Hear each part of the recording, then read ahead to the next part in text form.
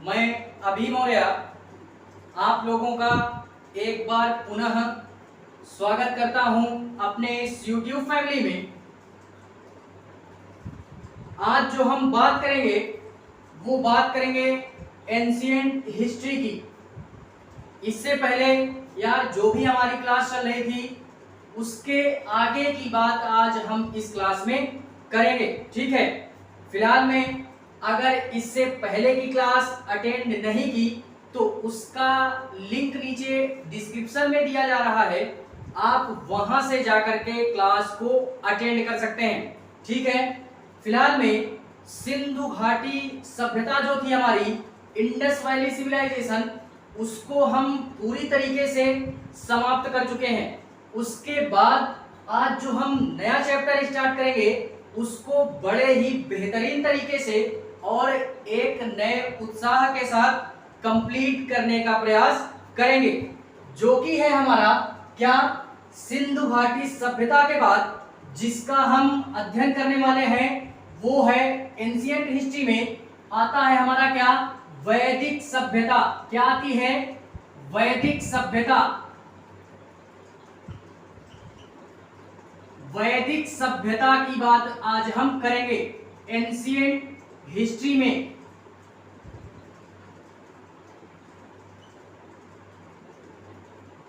वैदिक सिविलाइजेशन,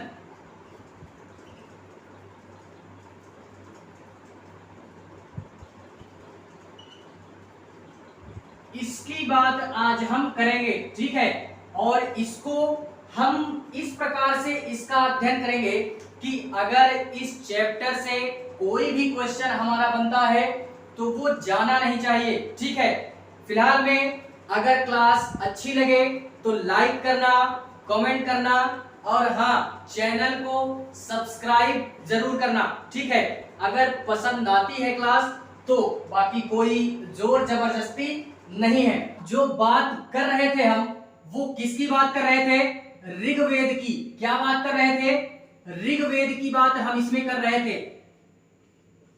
ऋग्वेद, इसकी बात हम इसमें कर रहे थे। फिलहाल में अभी हम ये देखते हैं कि ऋग्वेदिक मतलब थोड़ा सा इसको देखेंगे, थोड़ा सा, बाकी इसके बारे में हम डिटेल अध्ययन आगे चल के करेंगे, ठीक है। तो फिलहाल में ये जो ऋग्वेद है, या जिस भी काल में, जिस भी समय,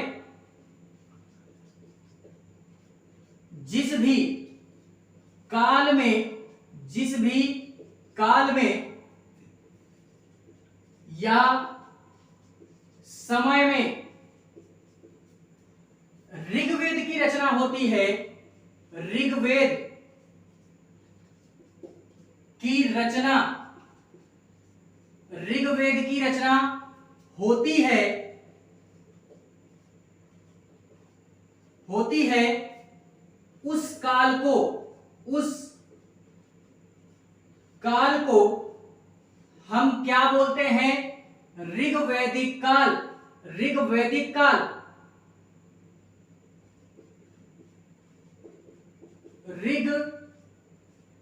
ऋग्वैदिक काल के नाम से जानते हैं, ऋग्वैदिक काल के नाम से जानते हैं। क्या करते हैं, जानते हैं।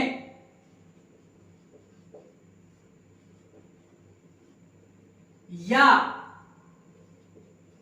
डिफिनीशन एक और लिखते हैं, या जिस भी काल में, जिस भी काल में हमको ऋग्वेद की रचना देखने के लिए मिलती है, देखने के लिए मिल जाती है, मिल जाती है, उस काल को हम वैदिक काल, वैदिक काल या पूर्व पूर्व वैदिक काल के नाम से जानते हैं। क्या नाम से जानते हैं? पूर्व वैदिक काल के नाम से, काल के नाम से जानते हैं, पूर्व वैदिक काल के नाम से जानते हैं। फिलहाल में ये दोनों यार याद रखना, एक डिफिनीशन टाइप में ये भी हो सकता है और ये भी हो सकता है, ठीक है। इसके बाद जिस भी काल में, इसको मेट देते हैं,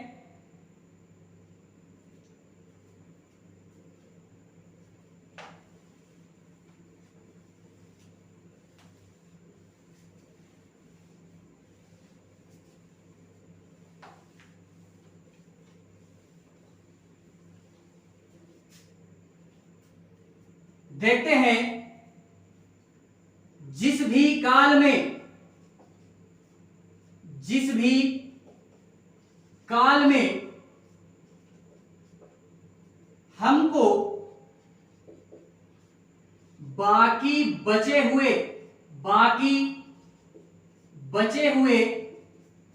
वेदों की रचना प्राप्त होती है, वेदों की रचना प्राप्त होती है या देखने के लिए मिल जाती है, देखने के लिए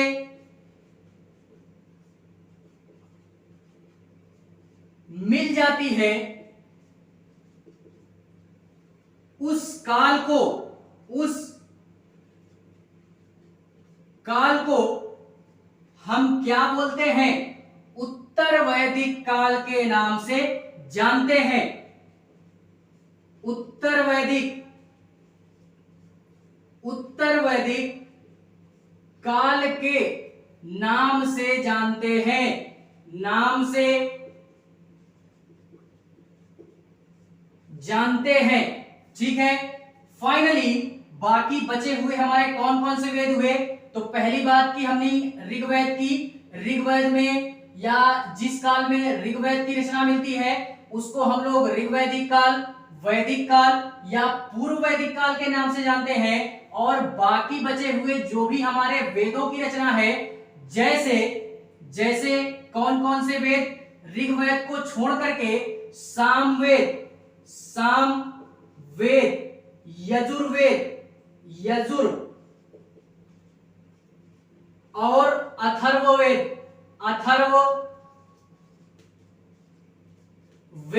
ठीक है।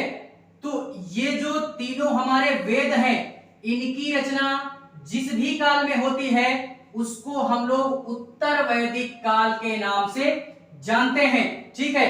तो ये पॉइंट हमको याद रखना है। सामवेद और यजुर्वेद और अथर्ववेद इनकी रचना कब हुई और ऋग्वेद की रचना हमारे कब होती है, ठीक है। फिलहाल में ये यार बेसिकली हुआ वैदिक काल में ही है। इसको हम लोग यार ये देखते हैं, हुआ फिलहाल में ये सारी घटनाएं जो हम पढ़ रहे हैं ना हिस्ट्री में, यार अपनी बौद्धिक क्षमता को हमको विकसित करना है, ना कि हमको बातों को रटना है। मेंस में यार जो हम लिखते हैं वो रटी हुई चीजों को नहीं लिखते हैं, अपनी बौद्धिक क्षमता के अनुसार जो भी हमने अध्ययन किया उसको हम लिखते हैं। तो ये वैदिक काल जो है हमारा, ये पूरा है वैदिक समय का ही। लेकिन इसमें ये मत समझना कि उत्तर वैदिक काल बाद में आया, वैदिक काल पहले आया। हमको पढ़ने के अनुसार इस चैप्टर के अंतर्गत जो भी घटनाएं हुई हैं पहले इतिहास में, हमको पढ़ने में आसान लगे, सहजता महसूस हो, इस कारणवश इतिहासकार के जो विद्वान हैं उन लोगों ने अपनी सहजता के अनुसार या अध्ययन में इसकी सहजता महसूस हो, उन लोगों ने यार डिवाइड किया है, इसको पढ़ने की सुविधा के अनुसार इसको डिवाइड कर दिया कि जिस भी काल में हमको ऋग्वेद का अध्ययन मिलता है उसको हम लोग वैदिक काल, पूर्व वैदिक काल या इसको हम लोग ऋग्वैदिक काल के नाम से जानते हैं। और जिस भी काल में इन तीनों का अध्ययन हमको मिलता है या रचना मिलती है उसको हम लोग उत्तर वैदिक काल के नाम से जानते हैं। ठीक है, तो पढ़ने में सहजता के अनुसार ये सारा सिस्टम क्रिएट किया किसने? जो भी हमारे इतिहासकार हैं। ठीक है, फिलहाल में ये जो हमारा वैदिक काल है या उत्तर वैदिक काल है इसका समय कब से कब तक था ये हम लोग देखते हैं। पढ़ने में सहजता हुई कि नहीं हुई? अभी अगर हुई तो लाइक जरूर करना, और अगर नहीं हुई तो थोड़ी देर और बने रहें क्लास में, उसमें सहजता जरूर मिलेगी। ठीक है,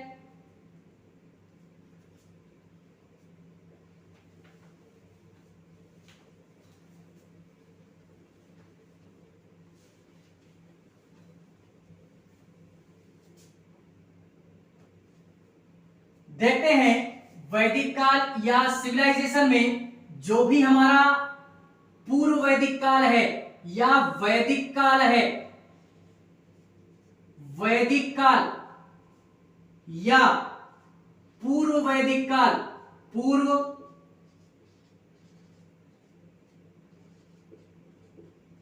वैदिक काल, इसका समय कब से कब तक था?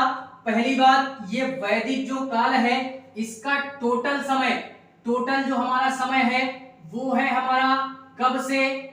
1500 बीसी से लेकर के ईसवी पूर्व से लेकर के 600 तक हमारा आता है। 600 ईसवी पूर्व, ये याद रखना है टोटल वैदिक काल का जो समय है। और इसी में पढ़ने की सुविधा हमें महसूस हो या सहजता महसूस हो तो जिस भी काल में हमारे ऋग्वेद का अध्ययन किया गया या जो रचना की गई उसको वैदिक काल या पूर्व वैदिक काल के नाम से जानते हैं। और इसी में बाकी बचे हुए तीनों वेदों का अध्ययन जो हमको मिलता है उसको हम लोग उत्तर वैदिक काल के नाम से जानते हैं। उत्तर वैदिक काल,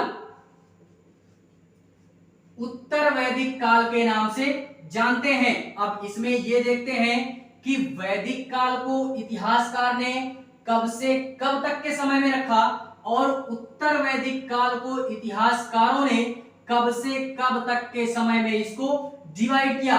तो जो वैदिक काल है वो हमने डिवाइड किया 1500 से लेकर के 1500 ईसवी पूर्व से लेकर के 1000 ईसवी पूर्व तक इसको इतिहासकारों ने, इस बीच के समय को इतिहासकारों ने क्या किया? वैदिक काल या पूर्व वैदिक काल का नाम दिया है। और उसके पश्चात, इसके पश्चात 1000 ईसवी पूर्व से लेकर के 1000 ईसवी पूर्व से लेकर के 600 ईसवी पूर्व, 600 ईसवी पूर्व के मध्य के समय को इतिहासकारों के द्वारा वैदिक काल के नाम से जाना गया है। ठीक है, तो फिलहाल में पढ़ने में सहजता महसूस होगी, क्यों नहीं होगी? तो इसी बेस पे अब हम लोग ये देखते हैं कि ये जो हमारा वैदिक काल है ये कब से कब तक था और उत्तर वैदिक काल हमारे कब से कब तक का समय हमारा माना जाता है। इसके पश्चात हम एक चीज और देखते हैं इसी में,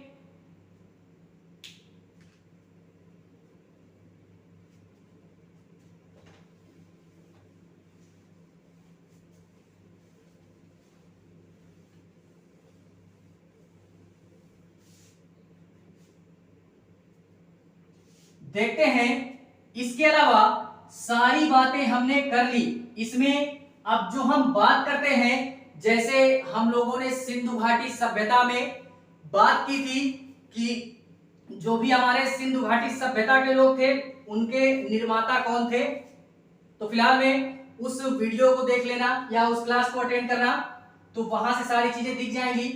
जस्ट उसी प्रकार हम लोग ये देखते हैं कि वैदिक सभ्यता के निर्माता या वैदिक सभ्यता में कौन लोग निवास करते थे, किस प्रकार के लोग इस सभ्यता में निर्माण करते थे। तो फिलहाल में वैदिक सभ्यता के वैदिक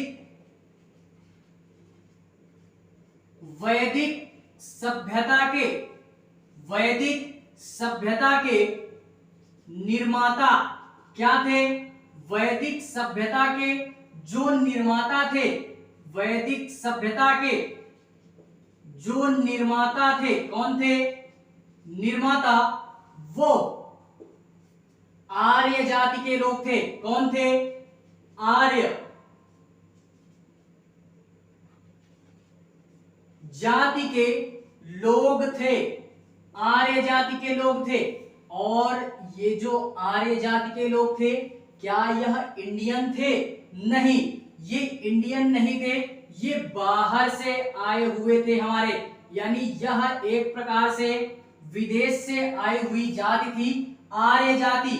और यह जो आर्य जाति है, ये संस्कृत वर्ड है एक। ये जो आर्य शब्द है, आर्य शब्द, यह संस्कृत भाषा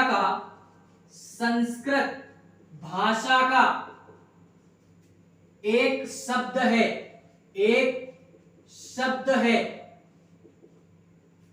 जिसका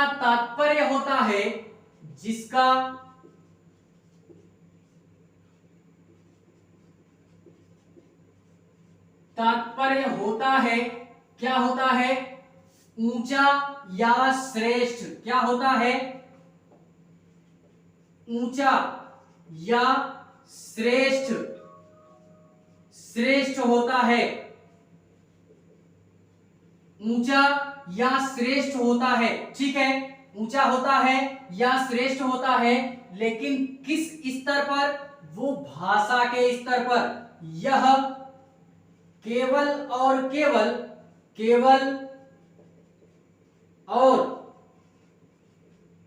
केवल भाषा के स्तर पर ही बात हम लोग कर रहे हैं। श्रेष्ठ या ऊंचे की बात जो हम करेंगे, ये केवल और केवल जो हम बात करेंगे, वो बात करेंगे भाषा के स्तर पर। जो भी हमारे आर्य जाति के लोग थे, वो श्रेष्ठ थे, ठीक है।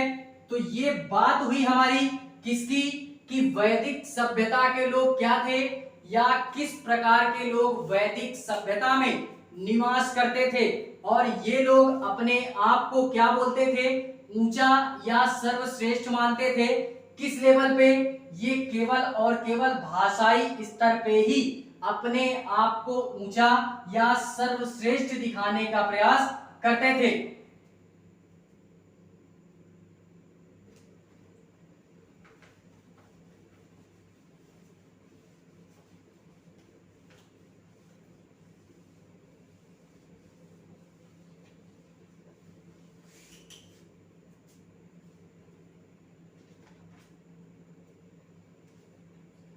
इसके बाद जो हम बात करते हैं, इसके अलावा ये हम लोगों ने देखा कि विकसित या विकासशील थे भी हमारे या नहीं थे, या मतलब किस प्रकार के लोग यहाँ पे निवास करते थे। इसके बाद जो हम देखते हैं, वो ये देखते हैं कि वैदिक सभ्यता के संबंध में कई सारे, या इस सभ्यता के लोगों के संबंध में कई सारी विचारधाराएं जो कि अलग अलग इतिहासकारों के द्वारा प्रचलित हैं, वो कौन कौन सी विचारधाराएं हैं, उनको हम लोग देखते हैं। तो सबसे पहले जो हमारी विचारधारा इस सभ्यता से रिलेटेड प्रचलित है, वो यार ये है कि इसका सबसे पहली बात जो हमारे प्रमाण मिला है, वो कहां से मिला है? वो हमारा एक अभिलेख से प्राप्त होता है। वह अभिलेख हमारा कौन है? ये वैदिक जो सभ्यता है हमारी, ये किससे हमको प्राप्त होती है? किससे प्राप्त होती है? तो इसके संबंध में कई सारी जो विचारधाराएं हैं, वो तो यार प्रचलित है ही, उनकी बात हम यहाँ पे करेंगे। लेकिन एक शब्द ये भी देखते हैं, उससे समझने से पहले मैंने अभी इससे पहले बोला था कि जो भी हमारी वैदिक सभ्यता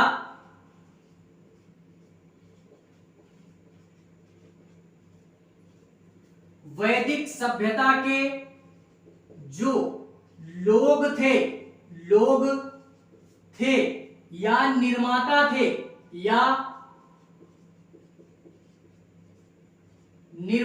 थे वो आर्य जाति के लोग थे। आर्य जाति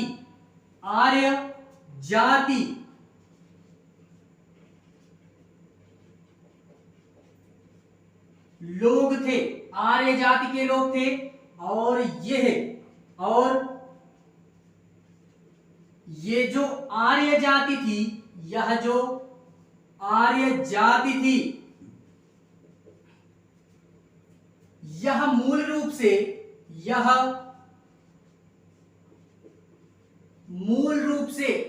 क्या थी? ये इंडियन नहीं थे, मूल रूप से ये भारतीय नहीं थे। क्या नहीं थे? भारतीय नहीं थे। ये बाहरी क्षेत्र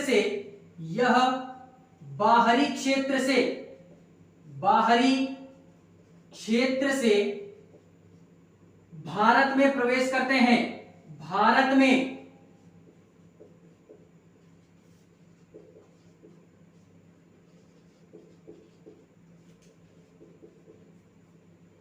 में प्रवेश करते हैं और उसके पश्चात इसके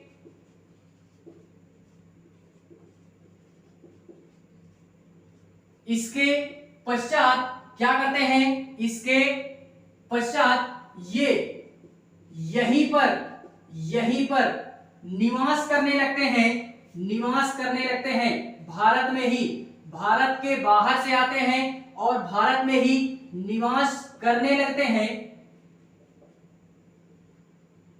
या करते हैं।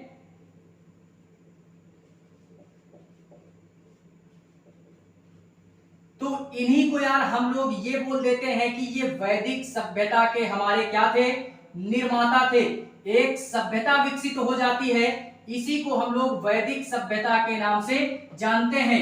किन लोगों ने विकसित की? आर्य जाति के लोगों ने। किन लोगों ने? आर्य जाति के लोगों ने। और इसका जो हमको प्रमाण मिलता है ना, वो कहां से मिलता है? इसका जो प्रमाण मिलता है वो यार हमको बहुत सारी चीजों से मिलता है। साहित्यिक स्रोत हो गए हमारे, पुरातात्विक साक्ष्य हो गए हमारे।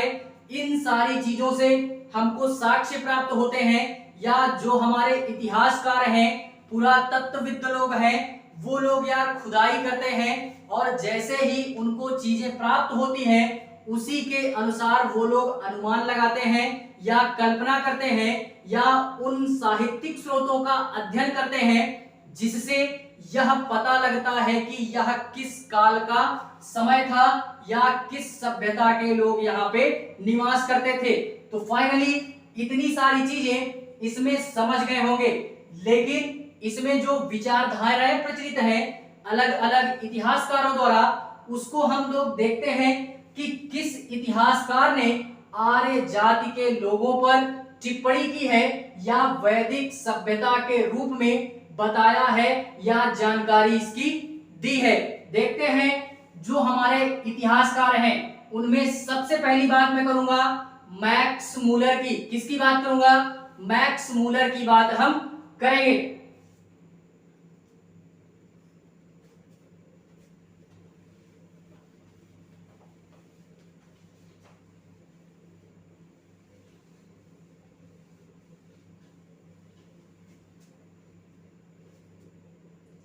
देखते हैं इसमें जो हम लोगों ने बात की थी कि जो भी हमारी मान्यताएं प्रचलित हैं या जो अलग अलग इतिहासकारों के द्वारा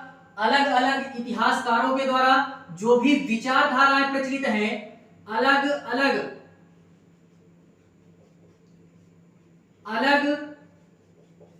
अलग इतिहासकारों के द्वारा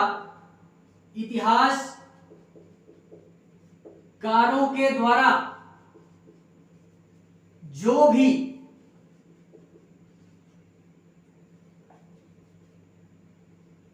विचारधाराएं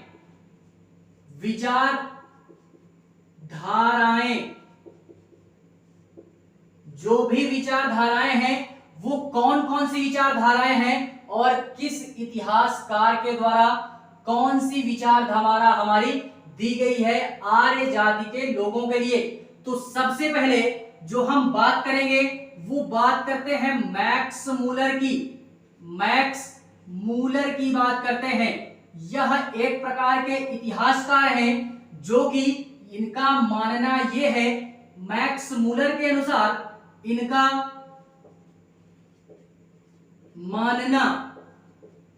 मानना यह है कि जो भी आर्य जाति के लोग थे, आर्य जाति के लोग थे,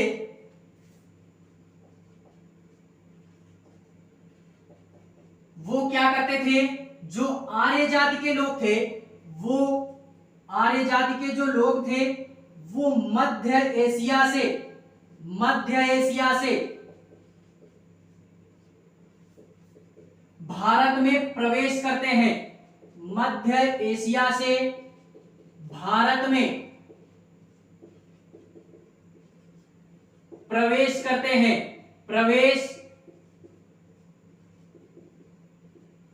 करते हैं, ठीक है। और वो भी मध्य एशिया के किस भाग से, तो मध्य एशिया के, तो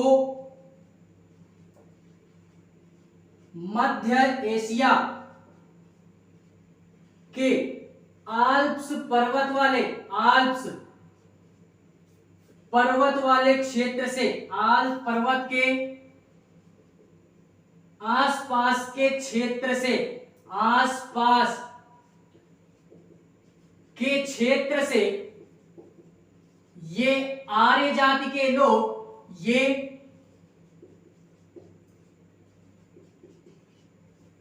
आर्य जाति के लोग भारत में प्रवेश करते हैं, प्रवेश करते हैं, ठीक है।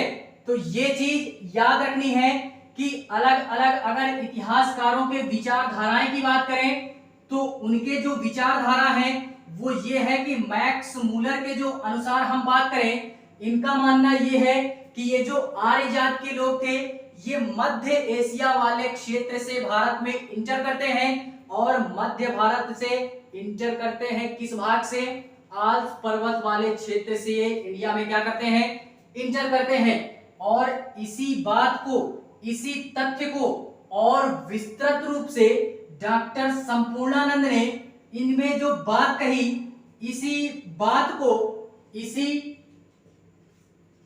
तथ्य को और विस्तृत रूप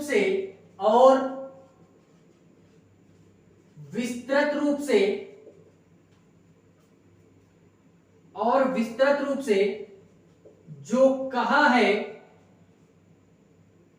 और विस्तृत रूप से डॉक्टर संपूर्णानंद ने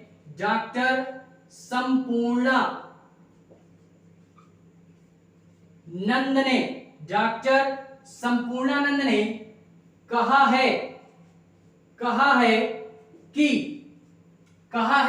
कि ये जो आर्य जाति के लोग हैं, ये जो आर्य जाति के जो लोग हैं, आर्य जाति के जो लोग हैं, बेसिकली ये मध्य एशिया से प्रवेश जरूर करते हैं, मध्य एशिया से प्रवेश जरूर करते हैं, लेकिन मध्य एशिया के कौन से भाग थे, यूरेशिया वाले, इन्होंने कहा था, यानी मैक्स मूलर के अनुसार मध्य एशिया के आल्प्स पर्वत वाले क्षेत्र से। और इनका जो मानना था, इन्होंने ये कहा, संपूर्णानंद ने इन्होंने ये कहा कि मध्य एशिया के क्षेत्र से प्रवेश करते हैं, ये हम मानते हैं, लेकिन ये जो मध्य एशिया का भाग है, ये मध्य एशिया का और जो आल्प्स पर्वत वाला क्षेत्र है वो यूरेशिया वाले क्षेत्र से इंटर करते हैं तो वो यूरेशिया वाले क्षेत्र से, वो यूरेशिया वाले क्षेत्र से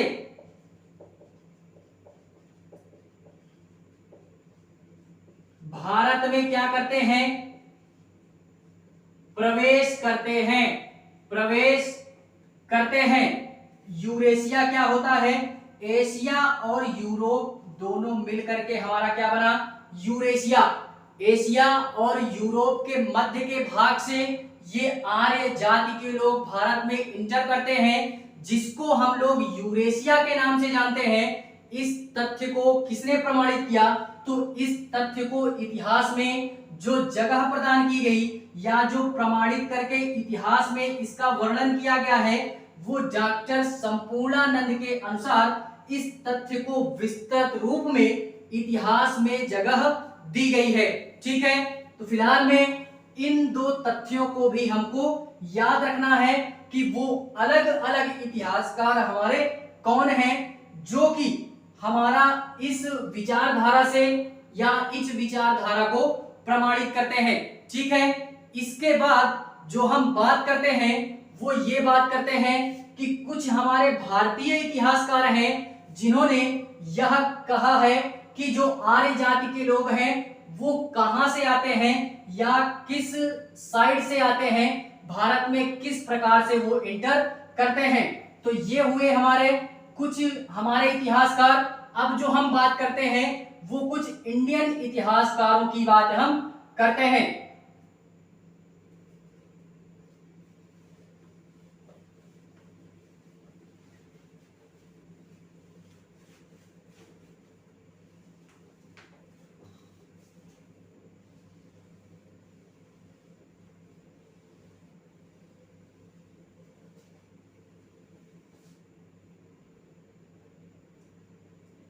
देखते हैं ये जो हमारे मध्य एशिया से जो भी हमने बात की कि मध्य एशिया से मध्य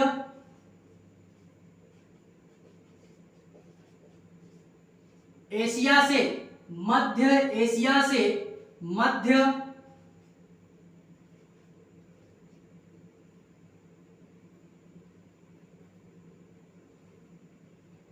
मध्य एशिया से जो भी हमारे आर्य जाति के लोग जो निवास करते थे, यहाँ पे बेसिकली मध्य एशिया में हमारा एक समुदाय विकसित हुआ। मध्य एशिया में बेसिकली मध्य एशिया में एक समुदाय विकसित हुआ।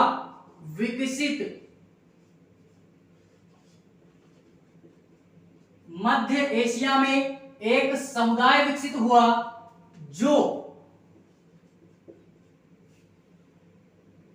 मध्य एशिया में एक समुदाय विकसित हुआ जो क्या है, जो कि वैदिक सभ्यता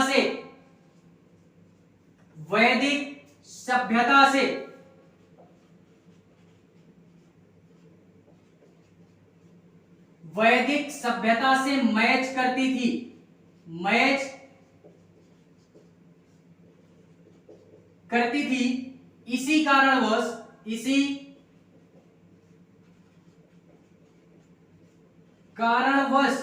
इसी कारणवश विद्वानों के द्वारा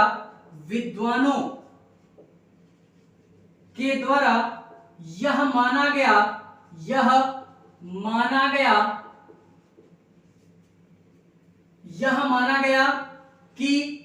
माना गया कि ये जो आर्य जाति के लोग हैं ये क्या हैं, ये मध्य एशिया से भारत में इंटर करते हैं। माना गया कि ये जो आर्य जाति के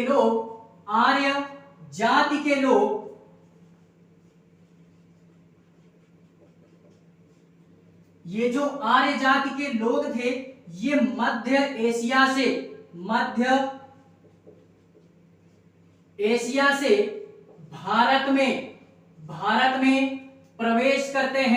भारत में प्रवेश करते हैं। ठीक है, इसी कारणवश यार ये हमको तथ्य देखने के लिए मिला कि क्या देखने के लिए है कि मध्य एशिया में, यार इसी मध्य एशिया में बेसिकली जो भी हमारा यूरोप और एशिया का मध्य वाला भाग है, इसी मध्य वाले भाग में एक समुदाय विकसित हो रही थी हमारी, या एक सभ्यता विकसित हो रही थी हमारी, जो कि पूरी की पूरी तरीके से हमको ये वैदिक सभ्यता से मैच करती हुई देखने को मिलती है।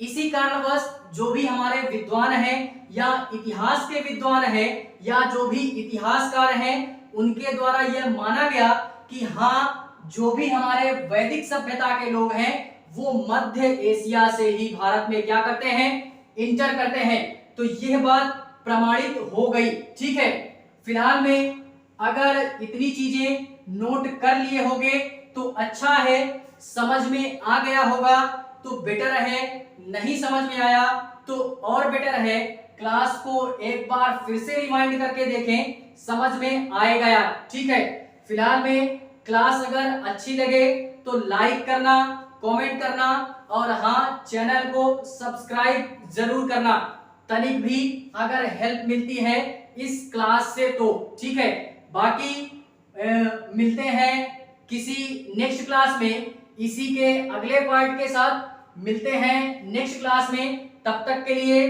जय हिंद।